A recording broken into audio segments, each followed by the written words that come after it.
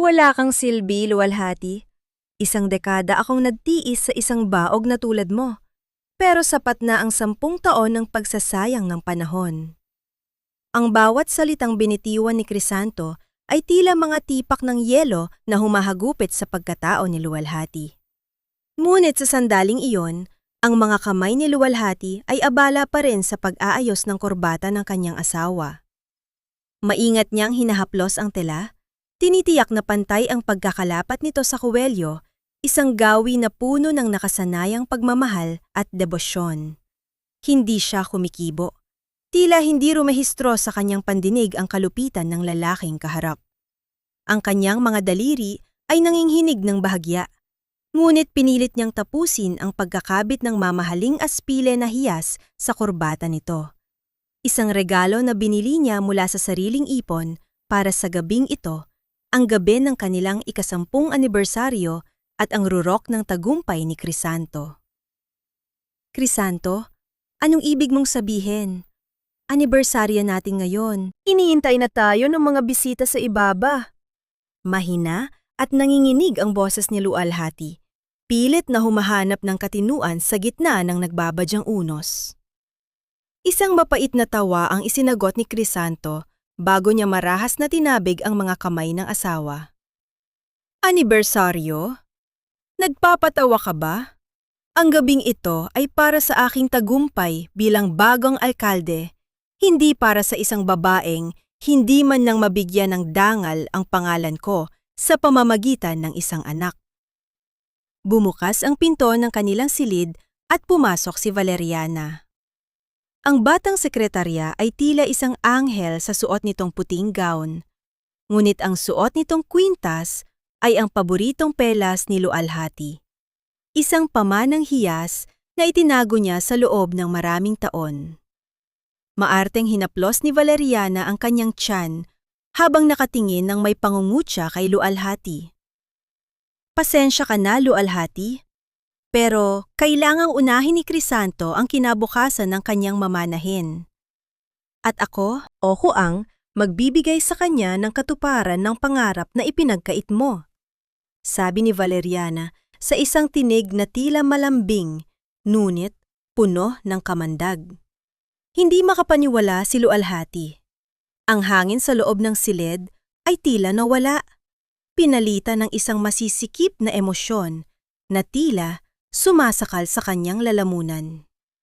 Nanigas ang kanyang buong katawan habang pinapanood si Crisanto na kumuha ng isang envelope mula sa mesa. Inihagis ito ni Crisanto sa kanyang muka at ang mga papel ay nagkalat sa sahig gaya ng mga tuyong dahon sa gitna ng dambuhala. Yan ang medical record mo mula sa St. Jude Hospital. Malinaw ang nakasulat dyan. Baog ka. Isang tuyong sanga na kailanman ay hindi magbubunga. Ayoko ng mansa sa aking karera, Luwalhati. Ayoko ng asawang tinitingnan ng mga tao ng may awa dahil hindi makapag-anak. Bulyaw ni Crisanto. Hindi na nagkaroon ng pagkakataon si Luwalhati na sumagot. Hinawakan siya ni Crisanto sa braso at marahas na kinaladkad pababa ng hagdan. Sa malawak na bulwagan, kung saan naroon ang mga pinakamaimpluwensyang tao sa probinsya, ang musika ay biglang huminto. Ang mga matang puno ng paghanga kanina ay napalitan ng mapanghusgang titig. Mga kaibigan, paumanhin sa eksenang ito! Malakas na pahayag ni Crisanto habang hawak-hawak ang nanginginig na si Luwalhati sa harap ng lahat. Ngunit hindi ko na kayang itago ang katotohanan. Ang babaeng ito ay niloko ako. Isang dekada niyang itinago na wala siyang kakayahang magbuntis. At ngayong gabi, tinatapos ko na ang sumpa ng aming pagsasama. Isang malakas na pagtulak ang ginawa ni Crisanto. Bumagsak si Luwalhati sa labas ng kanilang mansyon, direkta sa basang semento habang ang langit ay nagsisimulang magbuhos ng malakas na ulan. Ang tunog ng pagsasara ng malaking tarangkahang bakal ay tila isang hatol ng kamatayan na umalingaw-ngaw sa buong paligid. Nakatayo si Luwalhati sa gitna ng dilim, basang-basa at nanginginig. Ang kanyang magandang gown ay puno na ng putik gaya ng kanyang dangal na niyurakan sa harap ng maraming tao. Tumingin siya sa itaas, sa bintana ng kanilang silid kung saan aninag ang liwanag at ang silweta ni na Crisanto at Valeriana na magkayakap.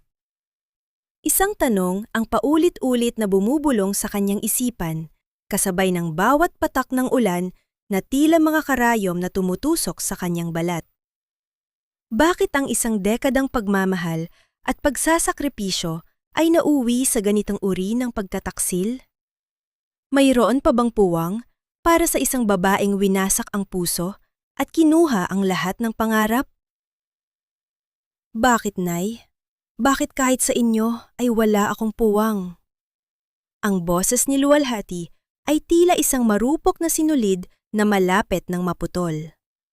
Nakatayo siya sa tapat ng pintuan ng bahay na kanyang kinagisan. Ang bahay kung saan siya natutong mangarap bago siya naging asawa ni Crisanto. Ang ulan ay hindi pa rin tumitigil at ang bawat patak nito ay humahalo sa mainit na luhang dumadaloy sa kanyang mga pisini. Ngunit ang pintong kahoy na dati ay laging bukas para sa kanya, ngayon ay nananatiling nakapinid, tila isang pader na hindi matatawaran. Sa kabilang panig ng pinto, narinig niya ang malakas na paghitbi ng kanyang ina, si Aling Rosa.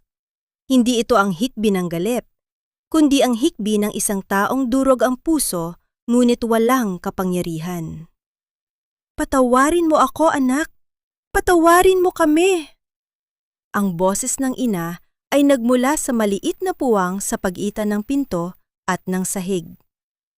Alam mo ang utang na loob natin kay Crisanto? Ang kapatid mong si Junjun. Kung hindi dahil kay Crisanto, mabulok na siya sa kulungan dahil sa aksidenteng yon. At ang lupang kinatatayuan ng bahay natin, sa kanya rin yan, Luwalhati. Kapag pinatuloy kita, kukunin niya ang lahat sa amin. Saan mapupunta ang mga kapatid mo? Napahawak si Luwalhati sa magaspang na dingding ng bahay. Ang sakit na naramdaman niya sa mansyon ni Crisanto ay tila nadagdagan na isang dambuhalang bigat, na ngayon ay unti-unting dumudurog sa kanyang dibdib. Ang utang na loob, ang konseptong itinuro sa kanya na dapat ay nagbubuklod sa pamilya, ngayon ang siya ring tanikalang bumibitay sa kanyang huling pag-asa. Kaya ba, Nay, ang halaga ko ay mas mababa pa sa lupang ito? Mas mababa pa sa utang na loob na yan? Tanong ni Luwalhati habang ang kanyang mga kamay ay pilit na kumakapit sa kanyang basang-basang balikat upang pigilan ang pang-inginig. Walang sagot. Ang tanging narinig niya ay ang tunog ng pag-atras ng mga hakbang ng kanyang ina sa loob ng bahay, palayo sa kanya. Doon, sa gitna ng kadiliman ng kalsada, naramdaman ni Luwalhati ang tunay na kahulugan ng pag-iisa. Siya ay isang ibong nawala ng pugad, isang anak na itinapon ng sariling dugo para sa kaligtasan ng marami. Nagsimula siyang maglakad palayo. Ang bawat hakbang ay tila paghila sa isang mabigat na kadena. Ang kanyang mga paa na suot ang maruming sapatos ay bumabaon sa putik ng daan. Narating niya ang terminal ng bus, isang lugar na puno ng usok at malamig na ilaw ng mga lampara. Umupo siya sa isang bakanteng silya, yakap-yakap ang maliit na balot ng tela na pasikretong ibinigay sa kanya ni Manang Rosa, ang matandang katulong sa mansyon, bago siya itinulak palabas. Dahan-dahan niyang binuksan ang balot. Inakala niyang ginto o pera ang laman nito. Ngunit ang tumambad sa kanya ay mga tuyong buto ng halaman at isang maliit na piraso ng papel na may nakasulat na address sa sagada. Sa gitna ng kanyang kawalan, ang mga butong ito ay tila isang munting pahiwatig ng buhay na pilit kumakapit. Sumakay si Luwalhati sa huling bus na papaalis ng Maynila. Habang umaandar ang sasakyan at unti-unting nawawala ang mga ilaw ng syudad, tinitigan niya ang kanyang refleksyon sa bintana. Ang babaeng nakikita niya ay hindi na ang masayahing Luwalhati na mahilig sa mga bulaklak. Siya ay isang anino na lamang ng nakaraan. Paano niya magagawang mabuhay sa isang mundong pati ang sariling pamilya, ay itinuring siyang isang sumpa. Habang ang bus ay umaakyat sa matarek na daan, patungo sa kabundukan, tila ba ang bawat pag-ikot ng gulong ay isang paalala na wala na siyang babalikan. Ngunit sa ilalim ng kanyang sakit, may isang maliit na apoy na nagsisimulang magliyab. Isang apoy na hindi nanggagaling sa galit, kundi sa pangangailangang patunayan na siya ay higit pa sa isang tuyong sanga na itinapon sa apoy. Ang hangin sa Sagada ay tila mga libu-libong karayom ng yelo na tumatagos sa manipis na damit ni Lualhati. Sa bawat hakbang niya, paakyat sa masukal na landas, ang kanyang mga binti ay tila gawa sa mabigat na tingga, at ang kanyang hininga ay lumalabas bilang puting usok sa gitna ng makapal na hamog. Pagod, gutom, at higit sa lahat, pagod na ang kanyang kaluluwa. Hindi na kinaya ng kanyang katawan ang bigat ng lahat. Ang paningin ni Lualhati ay unti-unting nagdilim at ang huling naramdaman niya ay ang malamig na yakap ng basang lupa bago nawala ang kanyang kamalayan. Nang muling idilat ni Lualhati ang kanyang mga mata, ang unang pumasok sa kanyang pandama ay ang amoy ng nasusunog na kahoy at ang bango ng mainit na salabat. Natagpuan niya ang sarili sa loob ng isang payak na kubo. Ang mga dingding ay gawa sa pinagtagpi-tagping kawayan at sa sulok ay may isang maliit na kalan kung saan nagmumula ang init na nagpabalik ng buhay sa kanyang naninigas na mga kalamnan. Gising ka na pala, iha. Uminom ka muna nito upang guminhawa ang iyong dibdib. Isang matandang babae ang nakaupo sa isang mababang silya sa tapat niya. Ang kanyang mga mata ay malabo at tila nakatitig sa kawalan. Ngunit ang bawat dalaw ng kanyang mga kamay ay puno ng katiyakan habang inaabot ang isang basong gawa sa kawayan. Siya si Tia Carmen. Sa sandaling mahawakan ni Lualhati ang mainit na baso, ang lahat ng pader na itinayo niya sa kanyang puso ay biglang gumuho. Ang bawat hapdi ng sampan ni Crisanto, ang bawat patak ng ulan sa labas ng bahay ng kanyang ina, at ang bawat pangumutya na tinanggap niya ay biglang bumuhos. Humagulgol si Lualhati nang walang pagpipigil. Ang kanyang mga balikat ay nayayanig sa tindi ng kanyang iyak, isang tunog ng pagdurusa na tila nanggagaling sa kailaliman ng kanyang pagkatao. Hindi siya pinigilan ni Tia Carmen. Hinayaan lang ng matanda na dumanas ang bagyo sa loob ng silid. Nang tumigil ang mga hikbi ni Lualhati, dahan-dahang tumayo ang bulag na matanda at lumapit sa kanya. Inabot ni Tia Carmen ang isang maliit na asarol at itinuro ang bakanteng lupa sa likod ng kubo, kung saan ang sikat ng araw ay pilit na sumisilip sa gitna ng mga ulap. Ang lupang iyan ay tuyo at matigas, gaya ng iyong puso ngayon. Ang boses ni Tia Carmen ay mahinahon, ngunit puno ng otoridad. Itanim mo dyan ang iyong mga luha, iha. Huwag mong hayaang mabulok ang sakit sa loob mo. Gamitin mo itong pataba upang may bagong sumibol. Kinuha ni Lualhati ang asarol. Sa labas, sa ilalim ng malamig na langit ng Sagada, nagsimula siyang magbungkal. Ang bawat paghampas ng bakal sa lupa ay tila isang paraan ng paglalabas ng kanyang galit. Inilabas niya ang mga buto mula sa balot ni Manang Rosa, mga buto ng hoya na tila walang buhay. Maingat niya itong ibinaon sa malamig na lupa at sa bawat tabon niya ng dumi, tila ba ibinaon na rin niya ang mahinang bersyon ng kanyang sarili.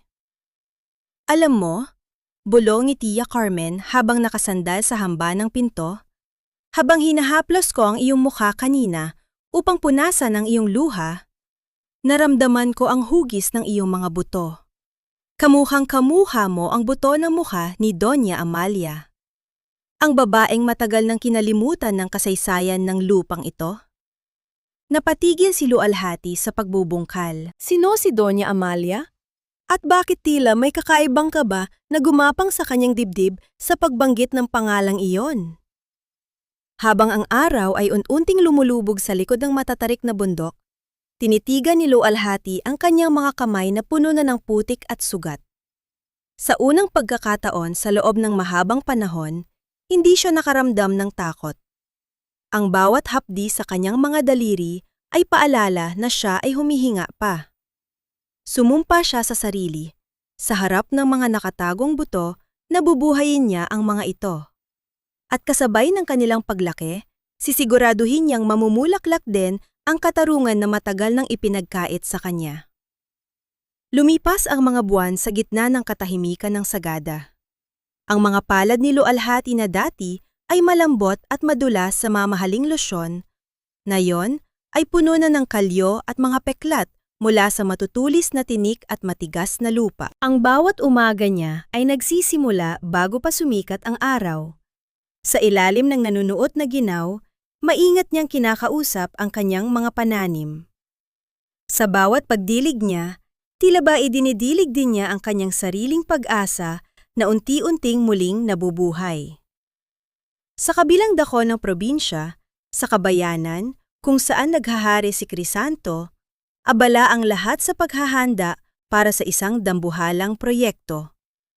Ang malawak na lupain na inaangkin ng pamilya ni Crisanto ay nakatakdang gawing isang modernong industrial park, ang magiging tiket niya patungo sa kapangyarihan ng pagiging gobernador.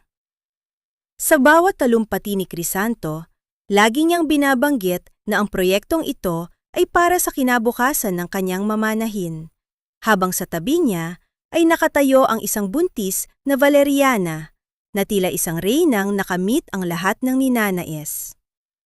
Ngunit sa itaas ng bundok, ang hirap ni Lualhati ay nagsimula ng magbunga. Ang mga buto ng hoya na dati ay tila mga tuyong bato, ngayon ay naging mayayabong na baging na gumagapang sa mga kawayang balangkas.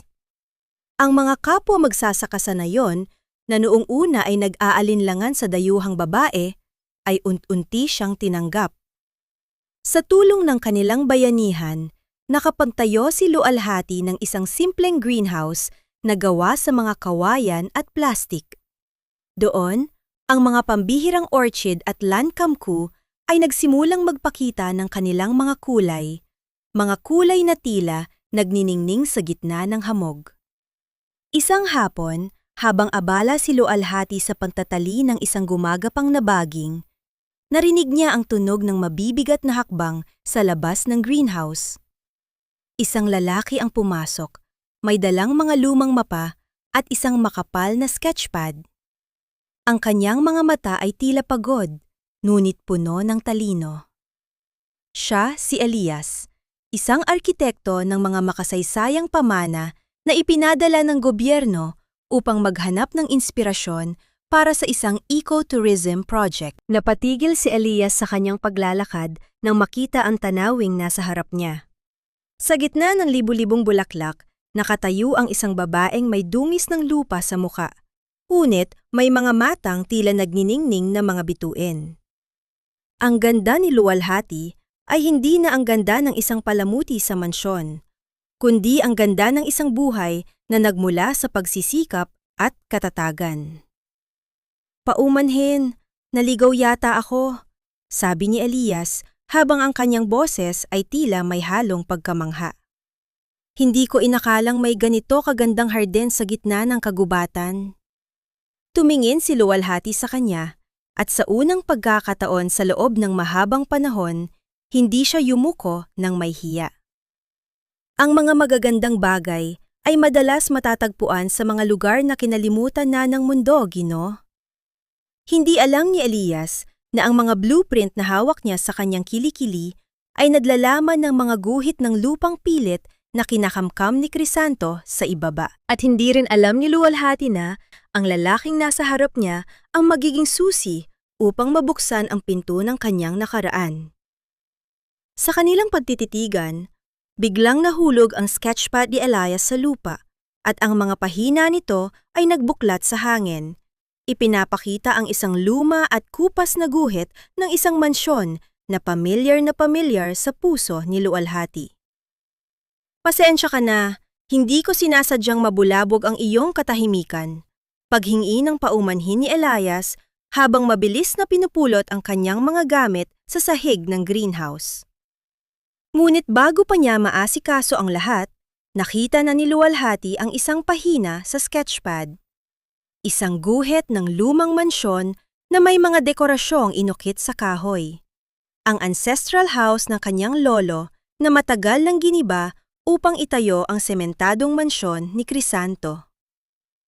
Ang paningin ni Luwalhati ay napako sa detalyeng iyon, at ang kanyang puso ay tila nakaramdam ng isang familiar na kirot.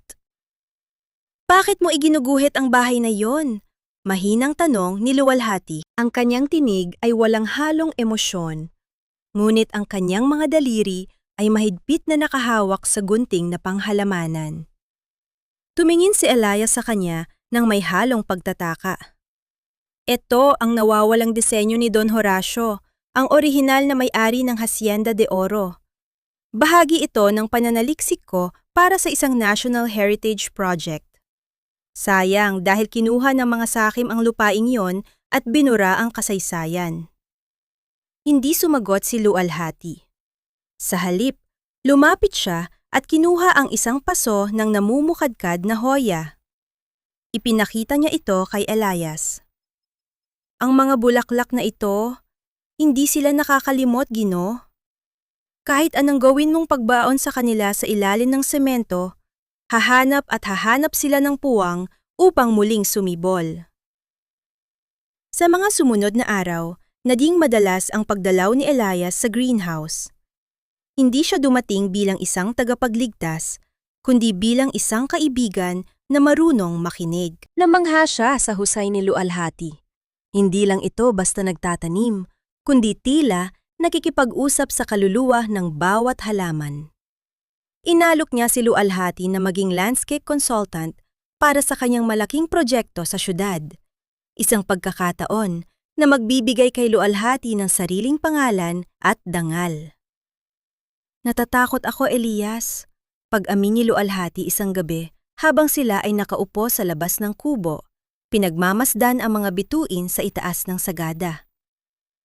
"Ang mundong binalikan mo ay ang mundong dumurog sa akin. Baka sa pagtapak ko roon, muli akong maging anino." Dahan-dahang lumapit si Elias. Hindi niya hinawakan ang kamay ni Luwalhati. Sa halip ay tumayo siya sa tabi nito upang magsilbing panangga sa malamig na hangin. "Luwalhati, ang anino ay nawawala lamang kapag wala ang liwanag. Ngunit ikaw mismo ang liwanag ng harding ito. Huwag mong hayaang nakawin nila ang iyong kinang dahil lamang sa takot." Ang pakikitungo ni Elias ay puno ng paggalang, isang bagay na kailanman ay hindi ibinigay ni Crisanto. Sa bawat pag-uusap nila tungkol sa sining at kalikasan, unti-unting naramdaman ni Luwalhati na ang kanyang sugatang puso ay nagsisimulang maghilom. Hindi ito ang mabilis na pag-ibig na nakakalunod, kundi isang dahan-dahang pag-usbong ng tiwala. Ngunit sa gitna ng kanilang katahimikan, isang bagyo ang nagluluto sa social media. Isang viral post tungkol sa The Secret Garden of Sagada ang kumalat na nagpapakita ng larawan ni Luwalhati habang nadidilig ng mga orchid. Sa syudad, nanlaki ang mga mata ni Valeriana habang tinititigan ang screen ng kanyang telepono. "Hindi maaari ito," gigil niyang bulong habang hinahawakan ang kanyang tiyan. "Dapat ay namamatay na siya sa gutom. Bakit mukhang mas masaya pa siya kaysa sa akin?" Mabilis na tinawagan ni Valeriana ang kanyang mga tauhan. "Pumunta kayo sa Sagada. Siguraduhin ninyong sa susunod na, makita ko ang mukha ng babaeng yan. Wala na siyang kahit isang bulaklak na maipagmamalaki." Ginamit ni Valeriana ang bawat patak ng kanyang peking luha upang lasunin ang isipan ni Crisanto. "Crisanto, mahal, natatakot ako para sa ating anak," bulong niya habang nagpapanggap na nanginginig. "Ang baliw mong dating asawa, nahanap ko ang balita tungkol sa kanya. Nagpapanggap siyang santa sa Sagada, pero ang totoo, nag-iipon siya ng mga tauhan para sirain ang iyong kampanya. Paano kung saktan niya ang dinadala ko?" Ang galit ni Crisanto ay tila isang apoy na binuhusan ng gasolina. Sa kanyang isip, si luwalhati ay isang basurang itinapon na niya at ang muli nitong pag-angat ay isang insulto sa kanyang kapangyarihan. Huwag kang mag-alala, Valeriana. Walang sinumang makakaabala sa atin. Mariin niyang sagot bago nag-utos ng isang madilim na misyon. Sa gitna ng isang gabing walang buwan sa sagada, ang katahimikan ay bumasag nang pumasok ang tatlong lalaking nakatalukbong. Hindi sila nagnakaw. Ang dala nila ay ang malupit na hangarin ng pagwasak. Ang bawat sipa nila sa mga plastik na dingding ng greenhouse ay tila tunog ng pagguho ng mundo.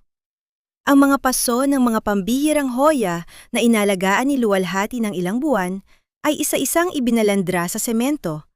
At ang mga talulot na dati ay nagniningning ay niyurakan ng kanilang mga bota. Nagising si luwalhati sa ingay ng pagkabasag ng mga salamin. Mabilis siyang tumakbo palabas ng kubo, suot lamang ang manipis na balabal. "Huwag! Pakiusap! Huwag ang mga halaman ko!"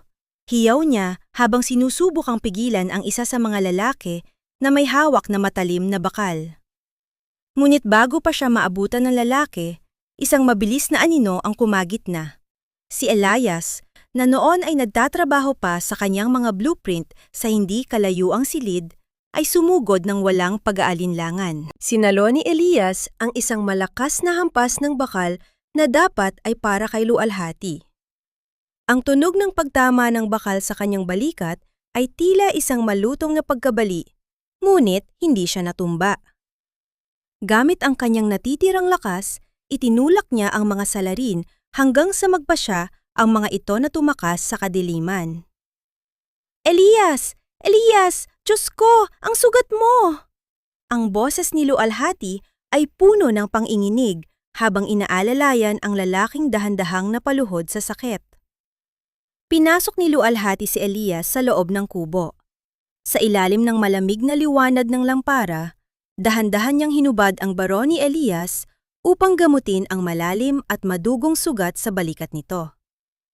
Ang kanilang paghinga ay nagtatagpo sa gitna ng katahimikan, lumilika ng isang tensyong puno ng sakit, ngunit may kasamang malalim na pagpapahalaga. Habang maingat na nililinis ni luwalhati ang sugat, gamit ang mainit na tubig at mga halamang gamot, hindi niya mapigilang mapaluha. Hindi para sa kanyang mga nawasak na halaman, kundi para sa lalaking nagbuwis ng sarili para sa kanya.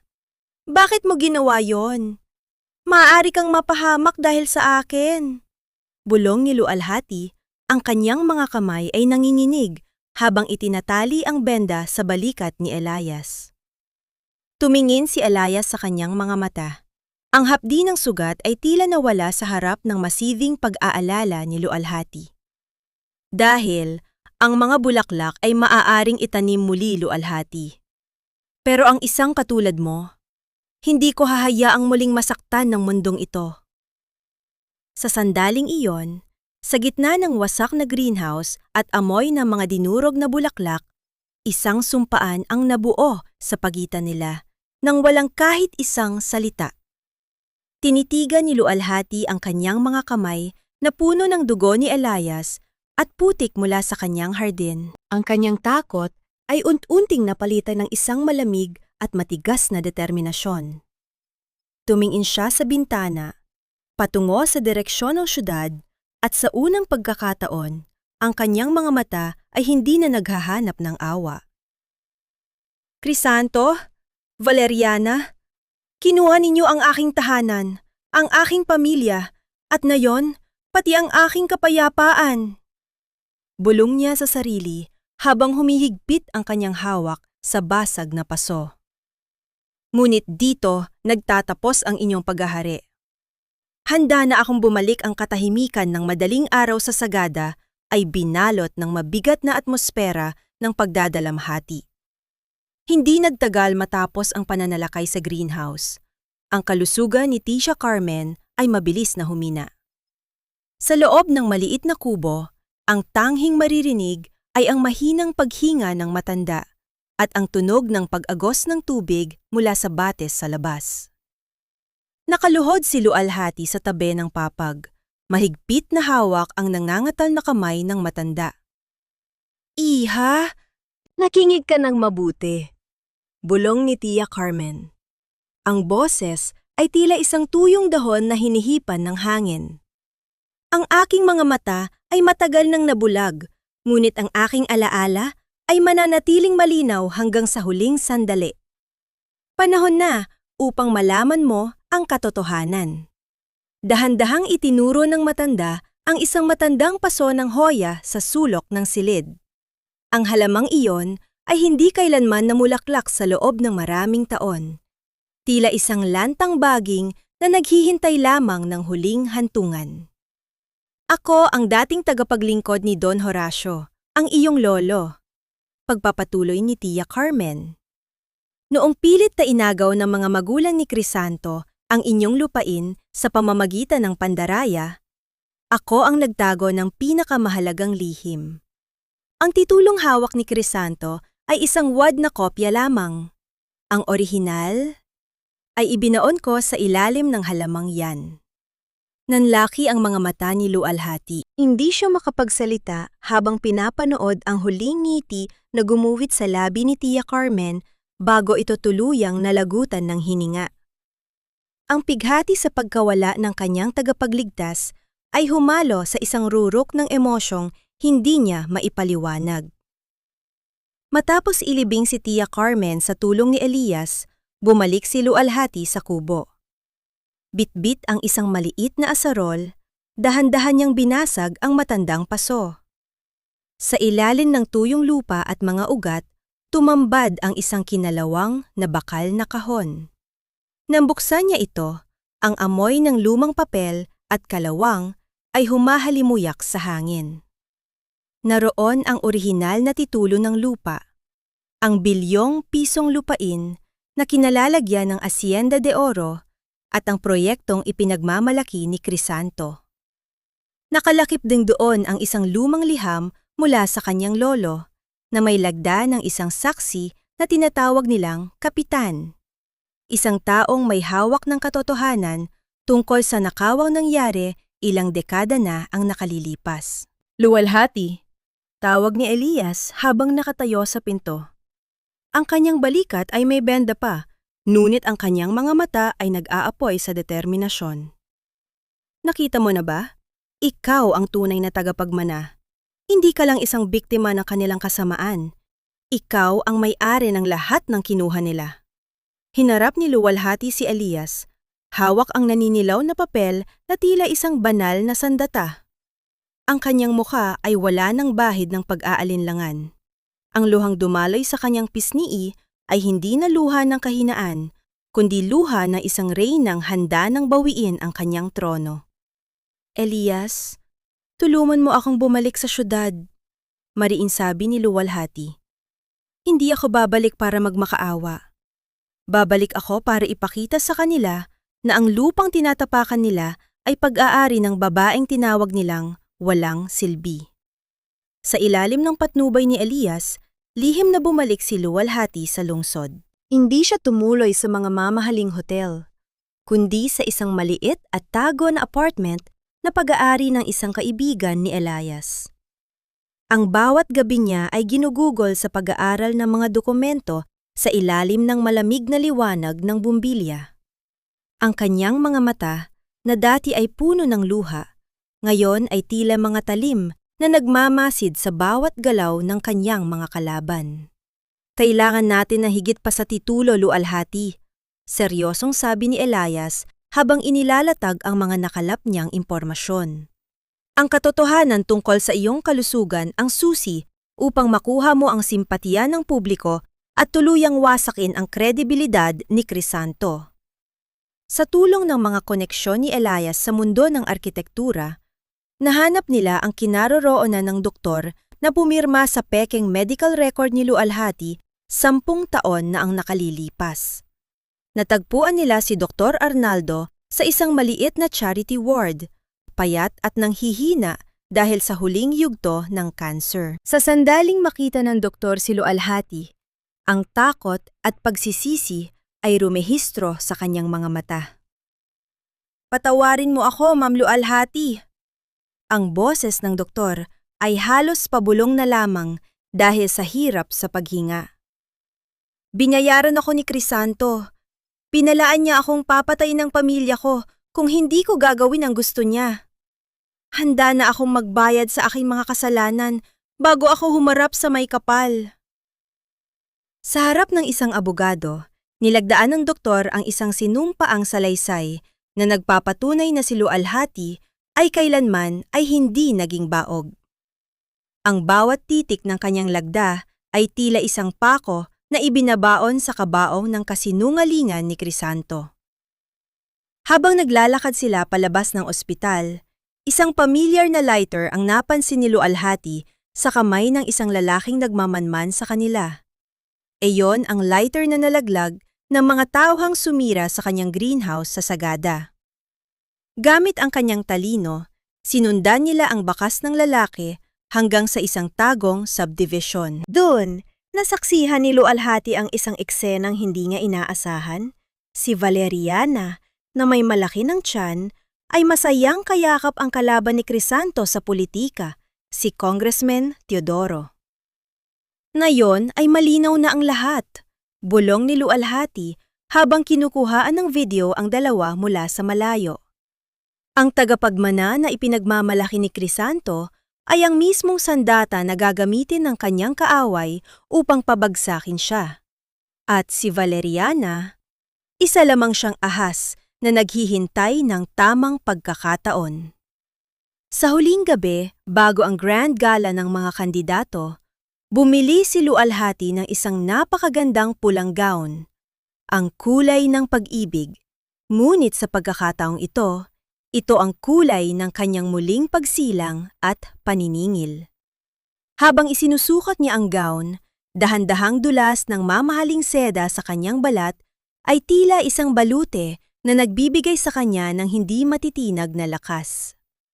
Tinitigan niya ang kanyang sarili sa salamin.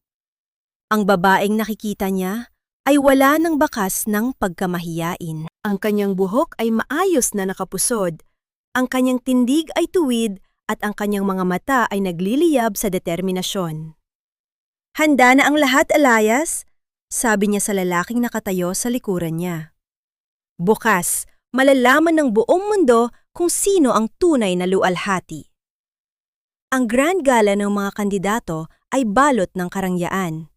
Ang bawat sulok ng maringal na bulwagan ay nagniningning sa ilalim ng dambuhalang mga chandelier, habang ang mga pinakamataas na opisyal at mayayaman ay nagtatawanan, bit-bit ang kanilang mga baso ng champagne. Sa gitna ng entablado, nakatayo si Crisanto, suot ang kanyang pinakamahal na barong, habang ang kanyang kamay ay nakapulupot sa bewariana na tila isang tropeo. "Ang aking tagumpay ay tagumpay ng aking pamilya," malakas na deklara ni Crisanto sa mikroponyo. Ang kanyang boses ay umaalingaw-ngaw sa buong silid. "At sa pagdating ng aking anak, ang aking mamanahin, mas lalong titibay ang ating lalawigan." Isang malakas na palakpakan ang sumunod. Ngunit sa gitna ng ingay, biglang bumukas ang malalaking pinto sa likuran ng bulwagan. Ang musika ay tila naputol nang makita ng lahat ang isang babaeng nakasuot ng napakagandang pulang gown. Ang bawat hakbang niya sa ibabaw ng pulang alpombra ay puno ng awtoridad. Ang tunog ng kanyang sapatos sa sahig ay tila isang babala. Si Lualhati. "Paumanhin sa aking pagkahuli, Crisanto." Ang boses ni Lualhati ay kalmado, ngunit sapat na malakas upang patahimikin ang lahat. "Ngunit nais ko ring ipagdiwang ang katotohanan sa gabing ito." Namutla si Crisanto. "Anong ginagawa ng baliw na ito rito? Seguridad, ilabas siya!" Sigaw niya habang ang kanyang mga mata ay nanlilisik sa galit at takot. Ngunit hindi natinag si Lualhati. Sa isang mabilis na senyas kay Elias na nasa control booth, ang malaking screen sa likuran ni Crisanto ay biglang nagbago. Hindi na ito ang mga larawan ng kampanya ni Crisanto, kundi ang video ng naghihingalong doktor na nagtatapat ng lahat ng kasinungalingan tungkol sa medical record ni Lualhati. Kasunod nito ay ang mga malilinaw na larawan ni na Valeriana at Congressman Teodoro sa kanilang lihim na tagpuan. Ang tagapagmanang ipinagmamalaki mo, Crisanto, wika ni Luwalhati habang dahan-dahang lumalapit sa entablado, ay hindi sa iyo. Niloloko ka ng babaeng pinagpalit mo sa akin, gaya ng panloloko mo sa buong probinsya. Ang bulungan ng mga tao ay tila isang malakas na ugong ng mga bubuyog. Galit na binalingan ni Crisanto si Valeriana na ngayon ay nanginginig at umiiyak sa takot. Ngunit hindi pa doon nagtatapos ang lahat. Inilabas ni Luwalhati ang naninilaw na orihinal na titulo ng lupa mula sa kanyang gintong pitaka. At ang huli, sabi ni Luwalhati, habang ang kanyang mga mata ay tila mga nagbabagang uling. Ang lupang kinatatayuan ng mansyon mo, ng iyong mga proyekto, at maging ang bulwagang ito ay pag-aari ko. Ayon sa batas, binibigyan kita ng 24 na oras upang lisanin ang lahat ng ari-arian ko. Wala ka ng kapangyarihan, Crisanto, wala ka ng anuman. Isang nakakabinging katahimikan ang bumalot sa silid. Ang imperyong binuo ni Crisanto sa loob ng 10 taon gamit ang dugo at luha ni Luwalhati ay gumuho sa loob lamang ng ilang minuto. Eleganting kinuha ni Luwalhati ang isang baso ng champagne mula sa tray ng isang dumaang waiter. Itinaas niya ito patungo kay Crisanto, isang matamis ngunit malamig na ngiti ang gumuhit sa kanyang labi, bago niya ito dahan-dahang inilapag sa mesa nang hindi man lang tinitikman. Ang katahimikan sa loob ng bulwagan ay biglang napunit ng isang marahas na hiyaw. Ang mukha ni Crisanto ay hindi na makikilala dahil sa tindi ng galit at tahihiyan.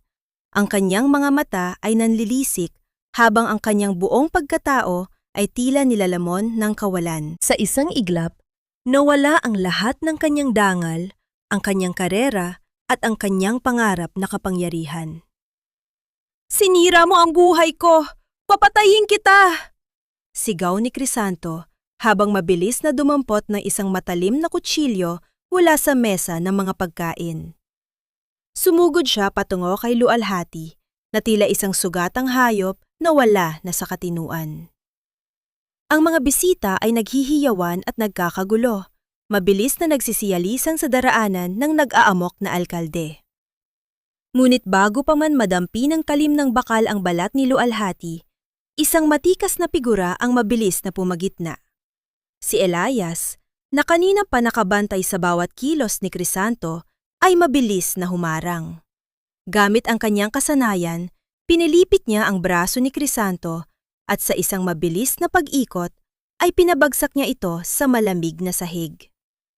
Ang kutsilyo ay tumalsik palayo, lumilikha ng isang matunog na pagtama sa semento bago ito tuluyang tumigil sa gilid.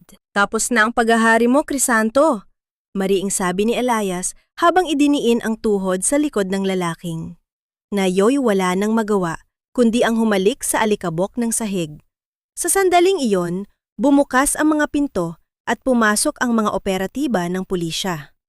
Ang mga posas na bakal ay mabilis na kumalansing sa mga kamay ni Crisanto, hindi lamang dahil sa tangkang pananakit, kundi dahil sa mga dokumentong isinumite ni Elias kanina tungkol sa malawakang korupsyon at pandaraya sa lupa.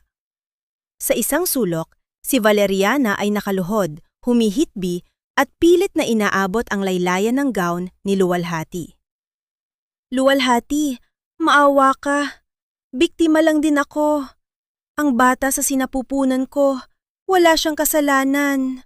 Pagmamakaawa niya habang ang kanyang mga luha ay mabilis na nagbubura sa kanyang makapal na kolorete. Tinitigan siya ni Luwalhati ng may malalim na pagkaawa, ngunit walang bahid ng pag-aalinlangan. "Ang bata ay walang kasalanan, Valeriana. Ngunit ikaw, pinili mong itayo ang iyong kaligayahan sa ibabaw ng pagkawasak ng iba. Hayaan mong ang batas ang humusga sa iyo." Habang kinalakaladkad si Crisanto palabas, ang tahing maririnig ay ang kanyang mga huling pagsigaw ng pagsisisi. Ngunit ang mga salitang iyon ay tila nawala na ng halaga sa hangin. Napagtanto niya sa huling sandali na itinapon niya ang isang ginto, isang babaeng nagmahal sa kanya ng tapat para lamang sa isang huwad na ningning. Dahan-dahang lumabas si Lualhati sa bulwagan, inalalayan ng matibay na bisig ni Elias. Sa labas, ang malamig na hangin ng gabi ay humahalik sa kanyang muka. Wala na ang bigat sa kanyang dibdib, wala na ang hapdi ng nakaraan. Sa unang pagkakataon sa loob ng 10 taon, nakahinga siya ng maluwag. Ang bawat bituin sa langit ay tila nakangiti sa kanya, saksi sa isang tagumpay na hindi kailanman mababayaran ng kahit anong kayamanan. Lumipas ang 2 taon at ang sikat ng araw sa Sagada ay tila mas nagniningning kaysa sa mga nagdaang panahon. Ang dating tiwangwang na lupain at ang wasak na greenhouse ay wala na. Sa halip, isang malawak at makulay na Lualhati Heritage Botanical Park ang nakatayo ngayon. Ang mga body ng hoya at mga pambihirang orchid ay malayang gumagapang sa mga arkitektura ng bato na sadyang idinisenyo ni Elias upang parangalan ang kalikasan. Sa loob ng isang pribadong bahagi ng park, nakaupo si Lualhati sa isang kahoy na upuan. Ang kanyang mukha ay payapa, malayo sa bakas ng pait na dinala niya noon. Hindi kalayuan, natatanaw niya ang kanyang ina na si Aling Rosa na abala sa pagdidilig ng mga halaman. Pinatawad na ni Lualhati ang kanyang pamilya, bagaman nananatili ang malusog na distansya upang protektahan ang kanyang sarili, pinuto na niya ang sumpa ng nakakalason na utang na loob sa pamamagitan ng pagbibigay sa kanila ng marangal na trabaho sa park. Sa halip, nahayaan silang umasa sa limos ng iba. Kumusta naman si Crisanto?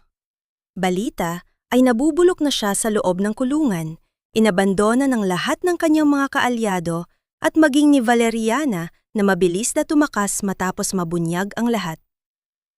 Ang huling narinig ni Lualhati, ang dating asawa, ay patuloy na binabagabag ng mga anino ng nakaraan, humihingi ng tawad sa hangin para sa mga pagkakataong sinayang niya. Ngunit para kay Lualhati, ang pangalang iyon ay tila isang pahina na lamang sa isang lumang aklat na matagal na niyang naisara.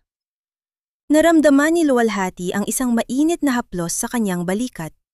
Lumingon siya at nakita si Elias, ang lalaking hindi siya kailanman binitawan sa gitna ng unos. Ang pag-ibig nila ay hindi mabilis o mapusok, kundi isang dahan-dahang paglago na gaya ng mga halaman sa kanilang paligid. Matatag, malalim ang ugat at patuloy na namumulaklak. Lualhati, handa na ang lahat para sa pagbubukas ng bagong seedling center! Bulong ni Elias habang nakangiti ng may labis na paghanga. Dahan-dahang tumayo si Lualhati. Ang kanyang kamay ay kusang humahaplos sa kanyang malaki ng sinapupunan. Ang sanggol na dinadala niya ay ang buhay na patunay na ang sumpa ng pagiging baog ay isa lamang kasinungalingan ng mga taong nais siyang kontrolin. Ang anak na ito ay bunga ng tunay na pagmamahal at respeto, isang bagong simula na kailanman ay hindi mananakaw ng kahit na sino. Habang pinagmamasdan nila ang paglubog ng araw na nagbibigay ng gintong kulay sa buong Sagada, isang mensahe ang nananatili sa puso ni Lualhati para sa lahat ng mga nakikinig. Ang tunay na halaga ng isang babae ay hindi nasusukat sa idinidikta ng lipunan o sa pagkilala ng isang lalaki. Ang tunay na vinkwang o Lualhati ay matatagpuan sa lakas na bumangon mula sa sariling mga sugat at sa kakayahang gawing isang masaganang harden ang bawat disyerto ng buhay.